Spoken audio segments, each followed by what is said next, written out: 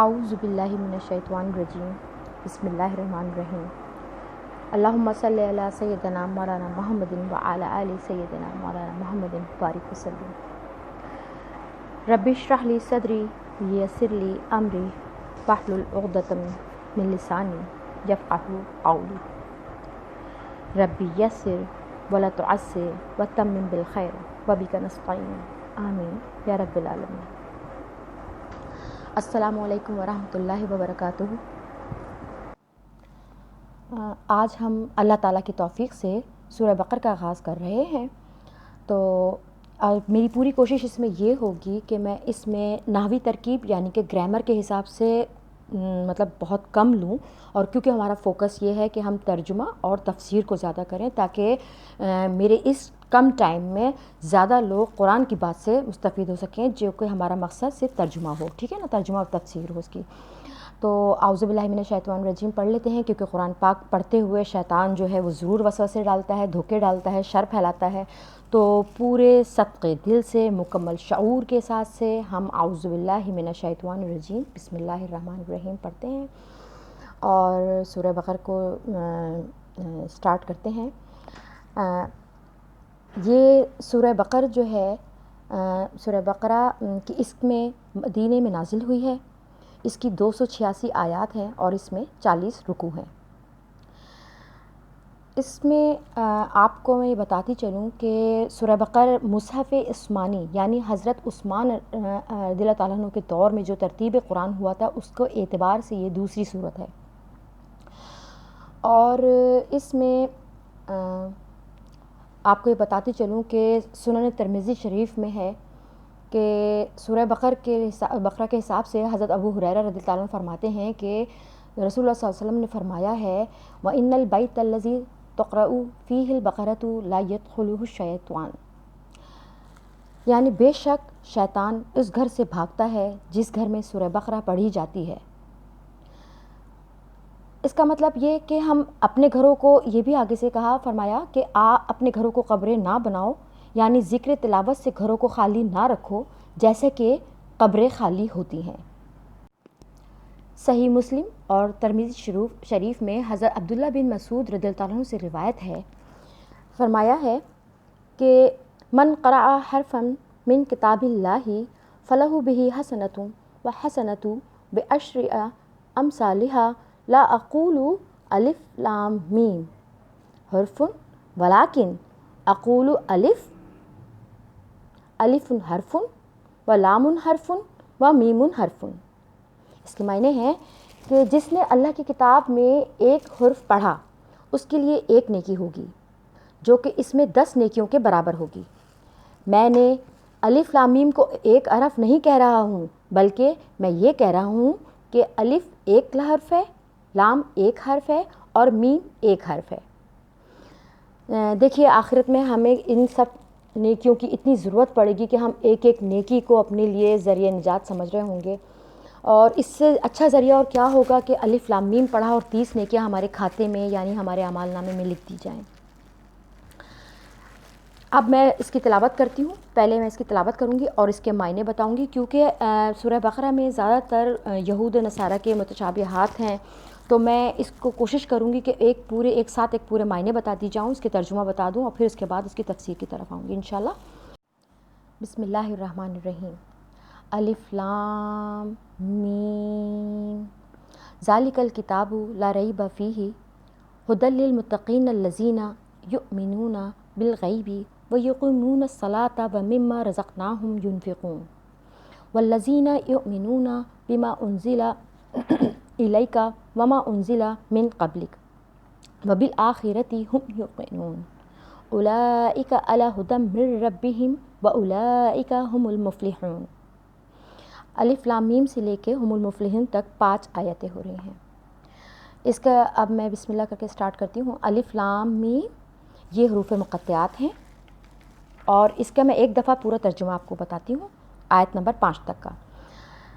یہ کتاب ایسی ہے جس میں کوئی شک نہیں، اس میں ہدایت ہے متقیوں کے لیے جو ایمان لاتے ہیں غیب پر اور قائم رکھتے ہیں نماز کو اور ہمارے دیے ہوئے میں سے خرچ کرتے ہیں، اور وہ لوگ جو ایمان لاتے ہیں اس پر جو اتارا گیا آپ کی طرف سے اور جو اتارا گیا آپ سے پہلے، اور آخرت پر وہ یقین رکھتے ہیں، یہ لوگ بہت بڑی ہدایت پر ہیں اپنے رب کی طرف سے، اور یہ لوگ وہی ہیں جو چھٹکارا پانے والے ہیں۔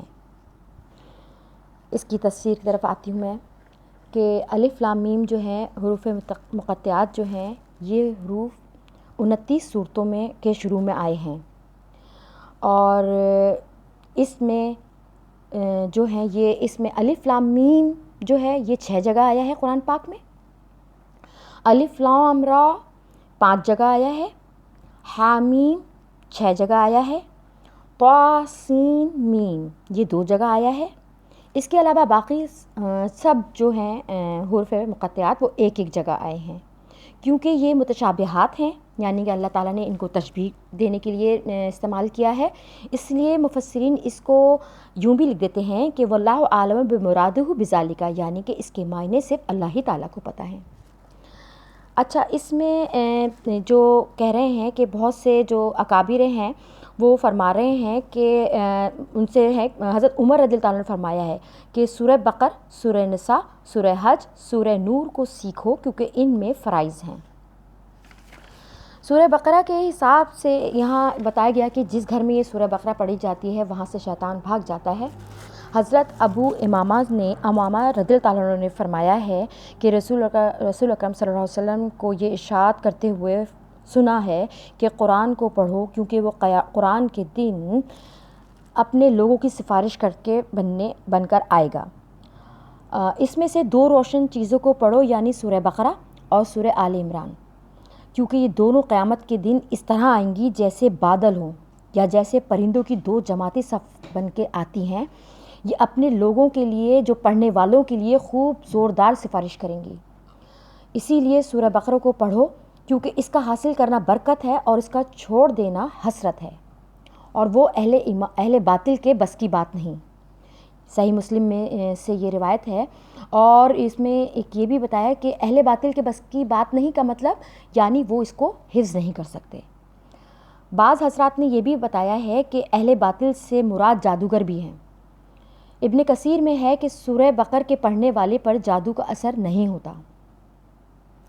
سورہ بقرہ کو سب سے بڑی سورت ہونے کے اعتبار سے قرآن کا بلند حصہ فرمایا گیا ہے، اور اس میں احکام کثیر تعداد میں موجود ہیں، اس میں احکامات زیادہ ہیں اس میں، اور اس میں یوں بھی کہا جاتا ہے کہ اس میں جہاد کا حکم بھی ہے جس سے رفعت اور بلندی حاصل ہوتی ہے۔ واللہ اعلم بالصواب۔ اب میں یہاں آپ کو بتاؤں گی کہ قرآن شریف کی ہم اس طرف آتے ہیں کہ آیت نمبر 2، آیت نمبر 1 ہماری کمپلیٹ ہو گئی، الف لام میم، یہ ایک آیت ہماری کمپلیٹ ہوئی ہے۔ اب ہمیں دوسری آیت کی طرف آ رہے ہیں، ذالک الکتاب لا ریب فیہ۔ اب اس فیہ کے بعد آپ جب قرآن پڑھتے ہیں تو اس میں دیکھتے ہیں کہ 3 ڈاٹ ڈلے ہوئے ہوتے ہیں، تو یہ 3 جو ڈاٹ ہیں یہ مونکا کہلاتے ہیں۔ اس کا مطلب ہے کہ یہاں آپ رک سکتے ہیں۔ ذالک الکتاب لا ریب فیہ کے بعد آ رہا ہے یہ، اور اس کے میننگ ہے یہ کتاب ہے جس میں کوئی شک نہیں۔ مطلب یہ ہے کہ یہ کتاب جو محمد صلی اللہ علیہ وسلم پہ نازل کی گئی ہے، اس کا وحی الہی ہونا اور خداوند قدس کی طرف سے نازل ہونا، یہ ایک ایسی چیز ہے جس میں نظر صحیح یعنی کہ صحیح نظر کی جائے تو کسی عاقل کے لیے کسی طرح کی بھی کوئی شک کی گنجائش نہیں ہے۔ اگر کسی کو کوئی شک ہے تو وہ اس کی غلط فہمی ہے، کچ فہمی ہے، اور اس میں کسی قسم کا کوئی شک کا اعتبار ہو ہی نہیں سکتا۔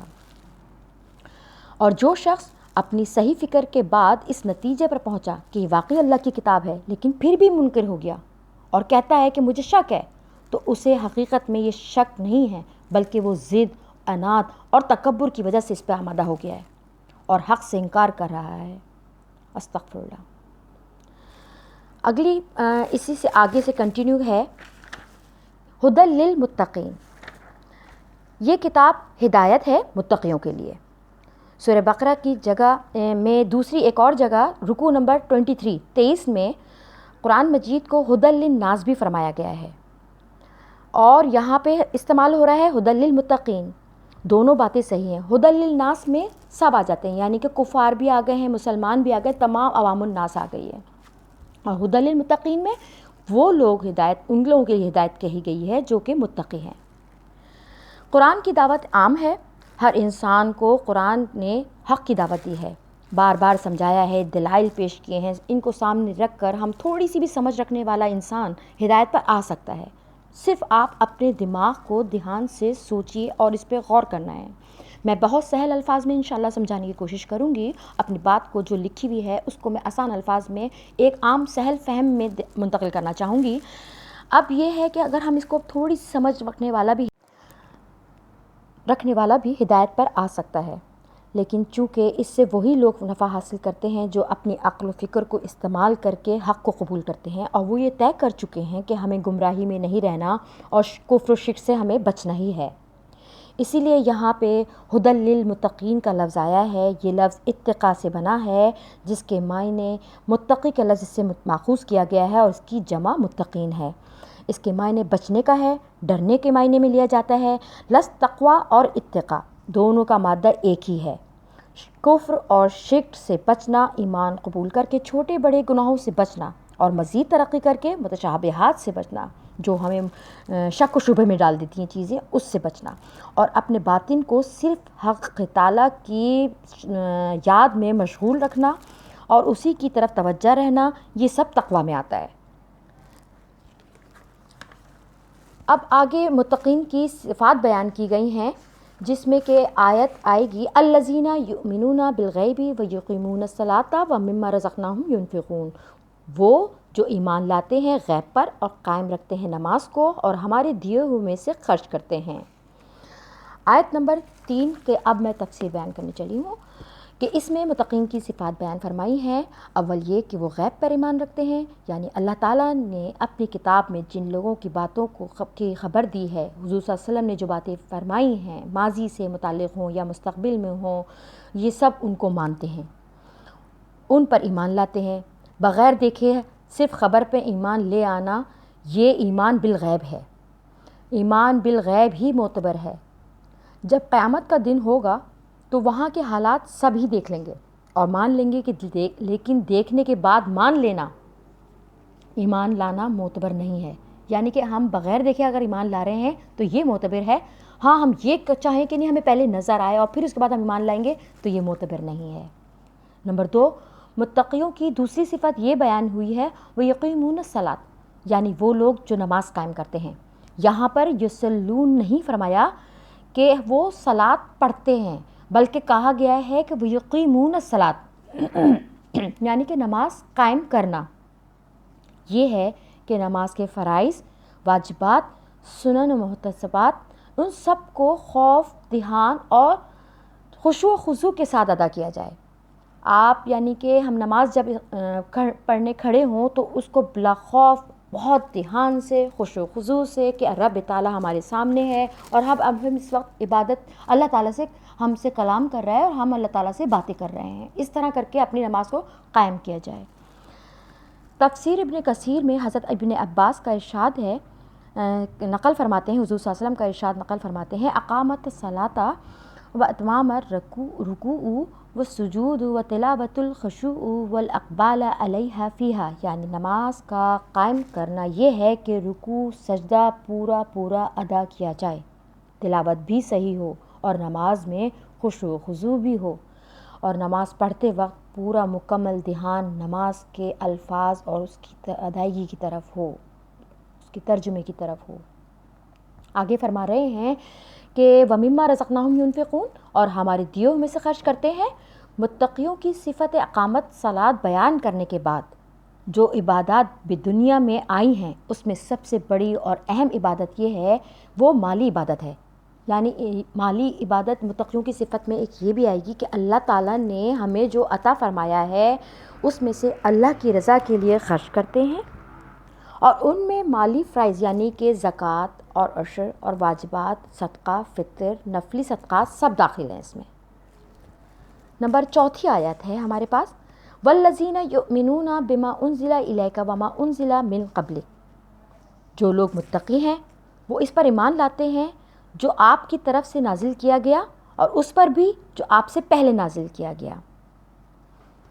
تفسیر اس کی کچھ اس طرح تشریح کی جائے گی کہ ایمان وہ معتبر ہے جس میں اللہ تعالیٰ پر اور اس کے تمام رسولوں پر اور اس کی تمام کتابوں پر ایمان لائیں۔ اللہ کے کسی ایک نبی یا کسی ایک کتاب کا انکار کرنا بھی کفر ہے۔ لا نفرق بین احد من رسلہ میں اسی بات کا اعلان کیا گیا ہے کہ وما انزل من قبلک، قرآن کے کریم کی پہلی تمام کتابوں اور صحیفوں کا علم ہے، جن کا علم نہیں ان سب پر ایمان لانا، اللہ کی کتاب پر ہمیں ماننا فرض ہے۔ آگے فرما رہے ہیں وبالآخرۃ ہم یوقنون، اور وہ آخرت پہ یقین رکھتے ہیں۔ ایمان کے 3 اہم جز ہیں: توحید، رسالت اور موت کے بعد زندہ ہونے پر ایمان لانا۔ یہاں ان 3 چیزوں کو بتایا گیا ہے اور ساتھ ہی یہ بھی بتایا ہے کہ نماز اور زکوٰۃ کا بھی ذکر فرما، کیونکہ ایمان قلبی کے بعد دوسرا درجہ نماز کا ہے، اس کے بعد زکوٰۃ ہے۔ ایک فریضہ جو ہے بے دنیا ہے اور دوسرا فریضہ جو ہے وہ مالیہ ہے، یعنی کہ دنیا اور مال دونوں کو لے کے آگے چلے ہیں۔ اولئک علی ھدی من ربہم،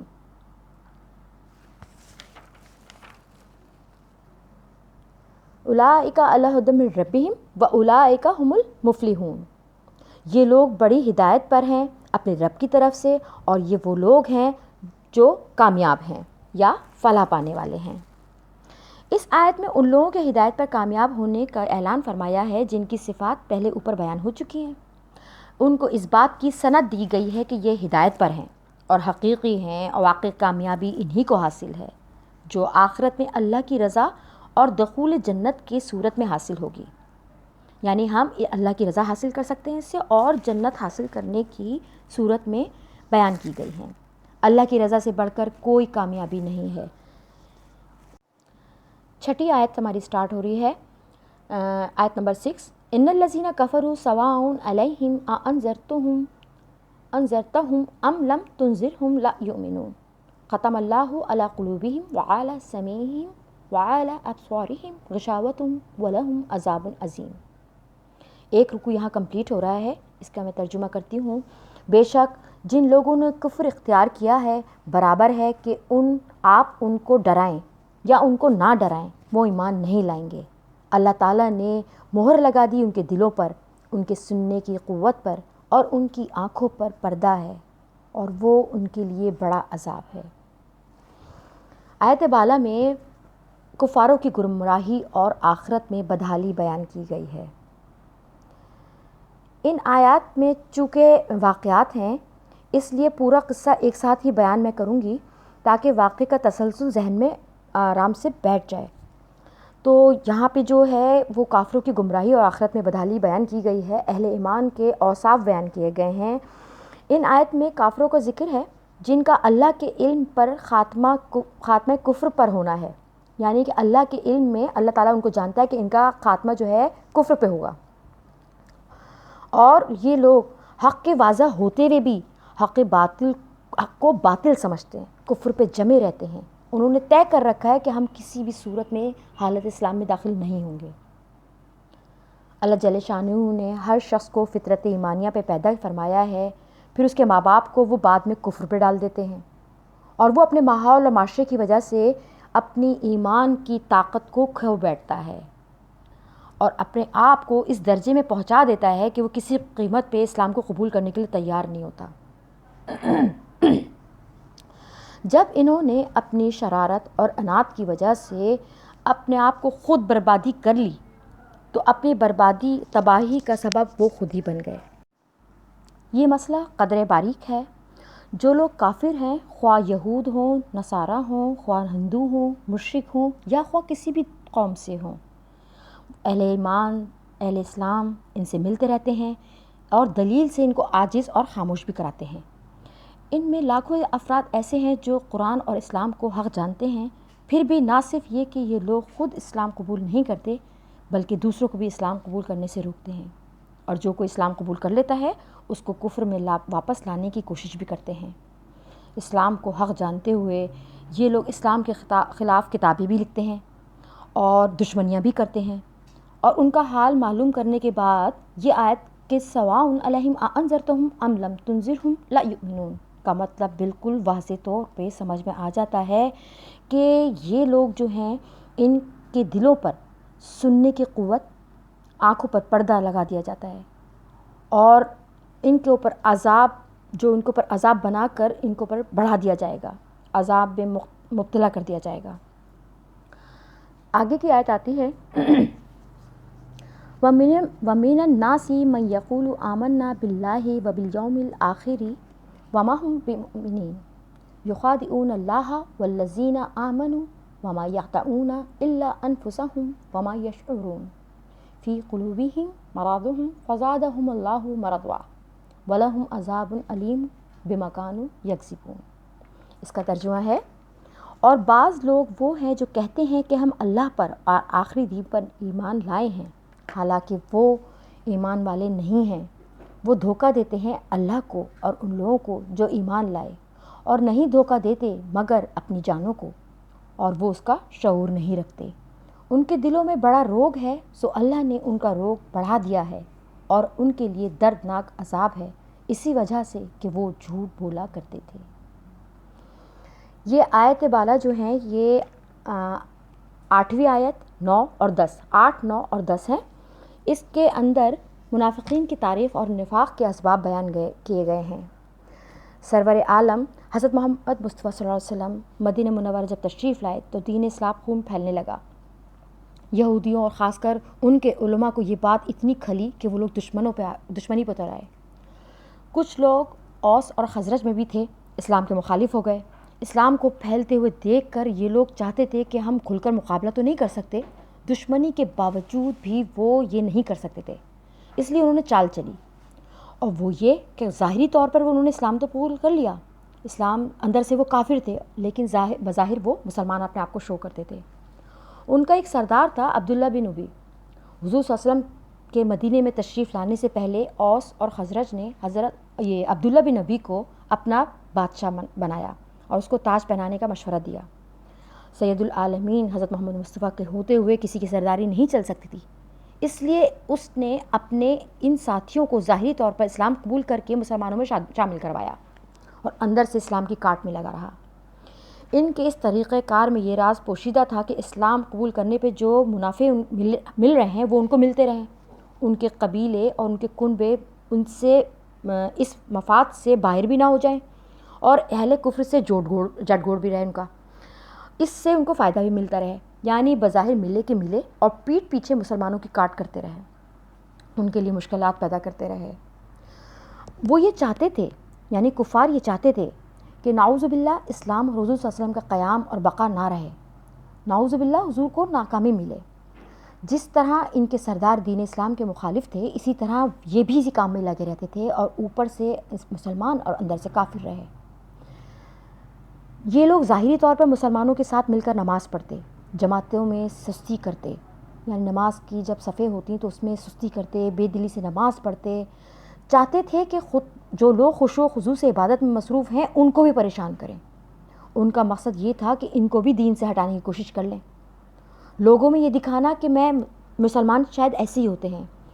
اچھا، یہاں میں بتانا چاہوں گی کیونکہ اس وقت مسلمان پھیل رہا تھا آہستہ آہستہ، تو جو نئے مسلمان تھے ان کے دلوں میں یہ شک و شبہات پیدا کروا دیتے تھے کہ شاید مسلمان ایسے ہوتے ہیں، یعنی کفار اس طرح کی باتیں کرتے تھے مسلمان بن کے، ان کا روپ دھار کے، کہ نئے مسلمان جو تھے وہ یہ سمجھتے تھے کہ یہ ایسے ہوتے ہیں مسلمان۔ یہ لوگ اتنے مکر و فریب کرتے تھے کہ جہادوں میں شریک بھی ہو رہے ہیں لیکن جہاد کے وقت میں مکر و فریب سے واپس آ جاتے تھے یا ناکامی دلانے میں لگے رہتے تھے۔ کفار حضرت محمد مصطفیٰ صلی اللہ علیہ وسلم اور ان کے ساتھیوں کو تکلیفیں پہنچانے، دل دکھانے کی تدبیروں میں لگے رہتے تھے، جھوٹی قسمیں کھاتے تھے کہ ہم نے تو یہ کیا ہی نہیں۔ کفار کی یہ مکاریاں جو ہیں یہ سورہ بقرہ کے دوسرے رکوع میں ہیں، سورہ نساء کے 21ویں رکوع میں ہے، سورہ منافقون اور سورہ حشر میں بھی انشاءاللہ یہ آگے آئیں گی۔ سورہ برات میں زیادہ ان کو کہ اللہ تعالیٰ نے قلعی کھول دی ہے، جو انشاءاللہ ہم ان کو آگے پڑھیں گے۔ اچھا، حضور صلی اللہ علیہ وسلم جو تھے ان کے ساتھ مروت کا برتاؤ فرماتے تھے، ان کی ایذاؤں کو سہتے رہتے تھے۔ آپ احسن اسلوب سے اپنی دعوت لے کر آگے بڑھتے رہے اور دین اسلام کو برابر ترقی ہوتی رہی۔ اس میں جہاں یہ حکمت تھی کہ شاید یہ لوگ مخلص مسلمان ہو جائیں، وہاں یہ بھی مصلحت تھی کہ اگر ان کے ساتھ سختی کری تو عرب کے جو دوسرے قبائل ہیں جو مسلمان ابھی نہیں ہوئے تھے، وہ صحیح صورتحال ان کو پتہ نہیں چلے گی، اور اسلام کے قریب آنے کے بجائے وہ ان سے دور ہو جائیں گے، اور شیطان یہ وسوسہ ان کے دل میں ڈال دے گا کہ دیکھو محمد رسول اللہ صلی اللہ علیہ وسلم کا اپنے ماننے والوں کے ساتھ کیسا برتاؤ ہو رہا ہے۔ بالآخر ایک دن وہ آیا کہ یہ لوگ سختی اور ذلت کے باوجود مسجد نبوی سے نکال دیے گئے۔ اس وقت تک جو مسلمان مومن کوئی شخص نہیں ہو سکتا جب تک وہ منافقین کے اس دوغلے پن کو، جو وہ کہتے تھے کہ ہم مومن ہیں حالانکہ وہ مومن نہیں تھے۔ سورہ مائدہ میں اس طرح بیان فرمایا ہے کہ من الذین قالوا آمنا بافواہہم ولم تؤمن قلوبہم، یعنی یہ ان لوگوں میں سے ہیں جنہوں نے اپنے منہ سے کہا کہ ہم ایمان لائے ہیں، اور حال یہ ہے کہ وہ دل سے ایمان نہیں لائے۔ اس دو رنگی اور دوغلے پن کو قرآن پاک میں نفاق اور منافقت سے تعبیر کیا گیا ہے۔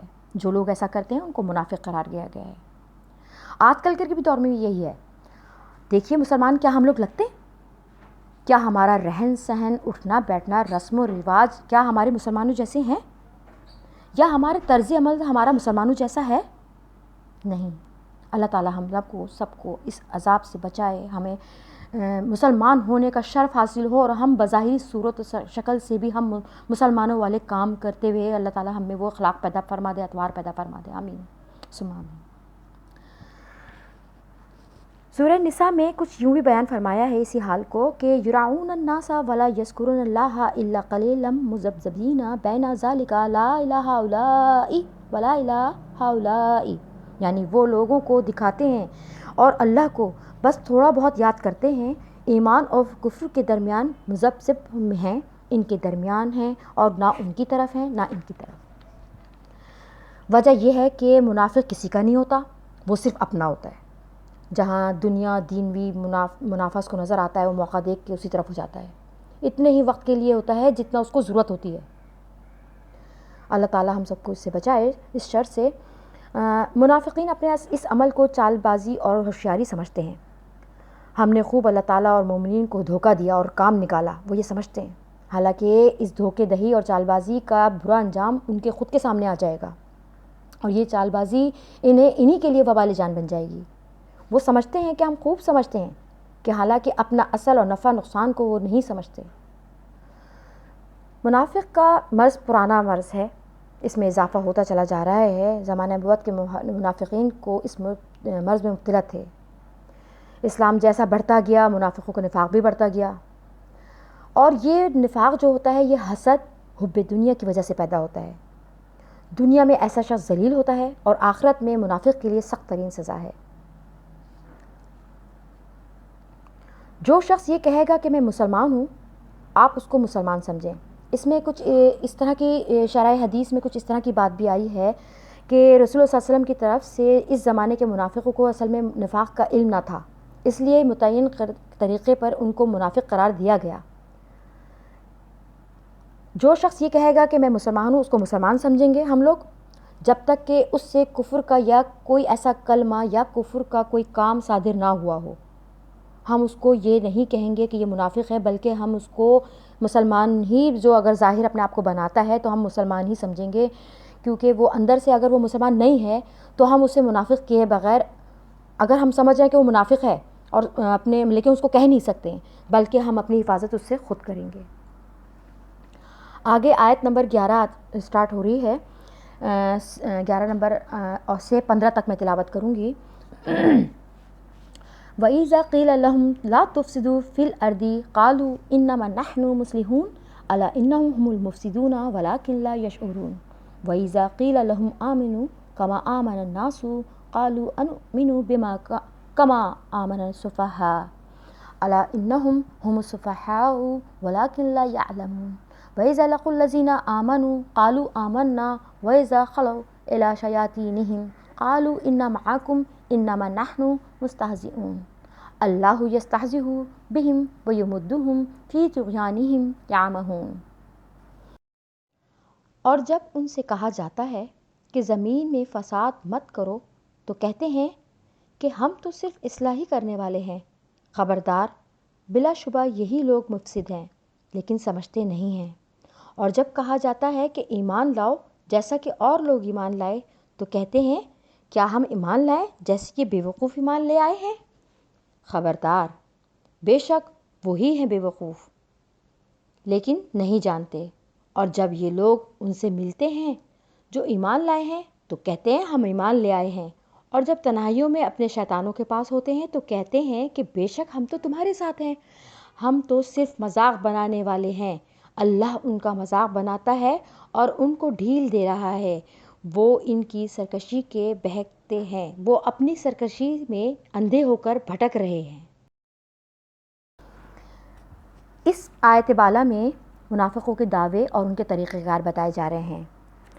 ان آیت میں منافقوں کے بعض دعوے یہ تھے کہ وہ اسلام اور منافقوں کے خلاف فتنے کھڑے کرتے تھے، دشمنان اسلام کو لڑائیوں پہ آمادہ کرتے تھے، مسلمانوں کے بھید میں دشمنوں تک پہنچاتے تھے، اور جو لوگ مسلمان ہونے کا ارادہ رکھتے تھے ان کو اسلام سے روکنے کا سبب بنتے تھے، مسلمانوں کا مذاق بناتے تھے، فساد کے کاموں میں مبتلا کر دیا کرتے تھے۔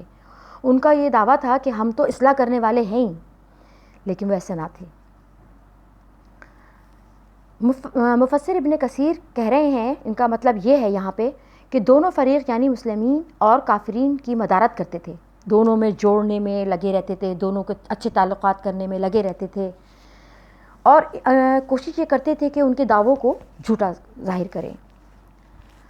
لہٰذا ان کا دعویٰ اصلاح صرف دھوکہ ہے۔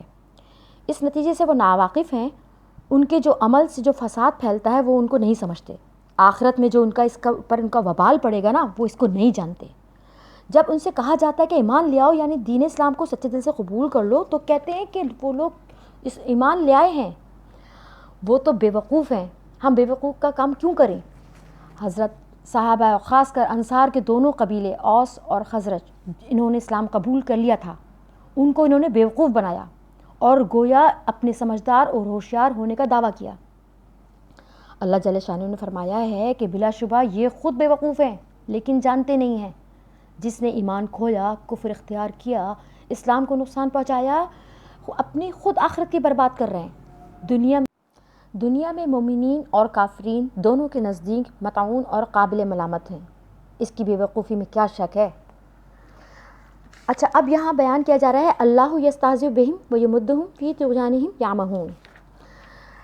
انہوں نے یہ جو کہا ہے کہ ہم مسلمانوں کا مذاق بناتے ہیں، اس کے جواب میں اللہ تعالیٰ فرما رہے ہیں ان کا مذاق بناتا ہے، اللہ تعالیٰ ان کا مذاق بنا رہا ہے، یعنی وہ ان کے استہزاء، یستہزئ کو کہتے ہیں، میننگ ہے مذاق، استہزاء اور مذاق بنانے کا بدلہ دے گا۔ انہوں نے یہ جو استہزاء کیا ہے مسلمانوں کے ساتھ، جو مذاق کر رہے ہیں، وہ حقارت کا معاملہ کیا ہے، اس کی پاداش میں آخرت میں ذلیل ہوں گے، رسوا ہوں گے، ان کا یہ مذاق وبال انہی پر پڑے گا۔ اللہ تعالیٰ ابھی ان کو ڈھیل دے رہا ہے، وہ سمجھ رہا ہے کہ ہم بہت فائدے اٹھا رہے ہیں، حالانکہ وہ دوزخ کے قریب جا رہے ہیں۔ یہاں دنیا میں مسلمانوں کی طرف اشارہ کرتے ہوئے مسلمان جو لوگ کنکھیوں سے ان کا مذاق بنا رہے ہیں، آخرت میں مومنین ان پر ہنسیں گے انشاءاللہ۔ فَالْيَوْمَ الَّذِينَ آمَنُوا مِنَ الْكُفَّارِ يَضْحَكُونَ۔ انشاءاللہ دیکھیے ہم مسلمان انشاءاللہ مومنین ان پر ہنسیں گے، ان کا مذاق اڑائیں گے۔ سورہ حدید میں دوسرے رکوع میں منافقین کے پیش آنے والا ایک استہزاء کا بھی ذکر ہے۔ فَضُرِبَ بَيْنَهُمْ بِسُورٍ لَهُ بَابٌ بَاطِنُهُ فِيهِ الرَّحْمَةُ وَظَاهِرُهُ مِنْ قَبْلِهِ الْعَذَابُ۔ اس کی تفسیر انشاءاللہ ہم آگے پڑھیں گے ضرور، جو کہ سورہ حدید میں آئے گی۔ اب یہ ہے کہ دنیا میں جو منافقین ہیں اپنے مال اور جائیداد وغیرہ مشغول ہیں، سمجھ رہے ہیں کہ ہم کامیاب ہیں، ان کا سمجھنا بالکل اثر غلط ہے۔ ان کا مال جائیداد، ان کی گمراہی، وہ جس سرکشی میں لگے ہوئے ہیں وہ اس گمراہی میں ہی حیران اور سرگردان ہو کے بھٹک رہے ہیں۔ دنیاوی مال جائیداد سے دھوکہ کھانا، اور یہ سمجھ رہے ہیں کہ کفر کے ہوتے ہوئے یہ ہمارے لیے مفید ہے، نافع ہو رہا ہے، فائدہ مند ہے، یہ بہت بڑا دھوکہ ہے۔ یعنی آپ کفر بھی کر رہے ہیں پلس آپ اس سے فائدہ اور نافع بھی چاہ رہے ہیں، تو یہ سب ایسا نہیں ہے، سب سراسر دھوکہ ہے۔ سورہ مومنون میں فرمایا ہے اَیَحْسَبُونَ أَنَّمَا نُمِدُّهُم بِهِ مِن مَالٍ وَبَنِينَ نُسَارِعُ لَهُمْ فِي الْخَيْرَاتِ بَل لَّا يَشْعُرُونَ۔ کیا یہ وہ لوگ ہیں جو گمان کرتے ہیں کہ ہم ان کو جو مال اور بیٹے دیے ہیں یہ چلیں گے، اس طرح ہم ان کو جلدی جلدی فائدہ پہنچا رہے ہیں؟ بات یوں نہیں ہے، بلکہ وہ لوگ یہ جانتے نہیں ہیں۔ الحمدللہ یہاں پر ہماری آیت نمبر 15 اختتام پذیر ہوئی ہے۔